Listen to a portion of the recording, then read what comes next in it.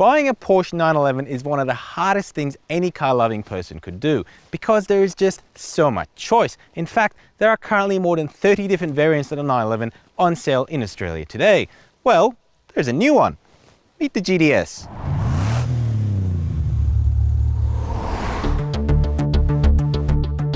Positioned somewhere between a Carrera S, GT3 and even a Turbo, the GTS carries a certain amount of weight that is hard to ignore. From the outside, the GTS looks to business with a more aggressive front end set to produce less lift than a Carrera S.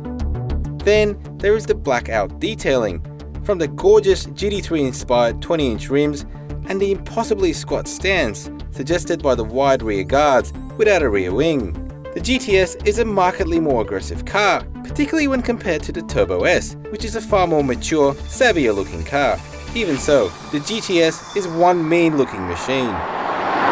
And it does go as good as it looks. Now I'm driving the all-wheel drive coupe. This thing is powered by the same engine as you'll find in a Carrera S. Of course, it has been upgraded. It's got 22 kilowatts more power and 50 newton meters more torque. That brings a total to 331 kilowatts and 550 newton meters. That's a very good amount of power and torque here. In saying that though, it is still 66 kilowatts and 150 newton meters less than the Turbo, but that's okay because it also cost $80,000 less. This particular car, which comes standard with Sports Chrono, will do 0 to 100 kilometers an hour in just 3.6 seconds.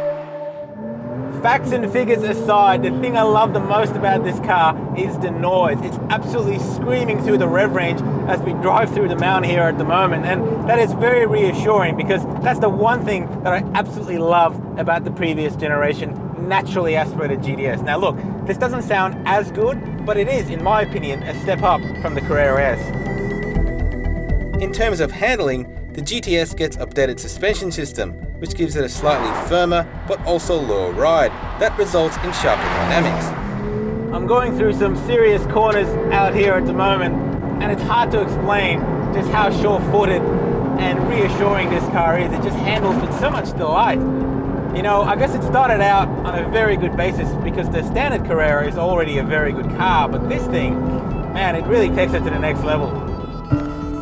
Being the Series 2 of the current 991 generation 911, you could argue that the interior is starting to show its age.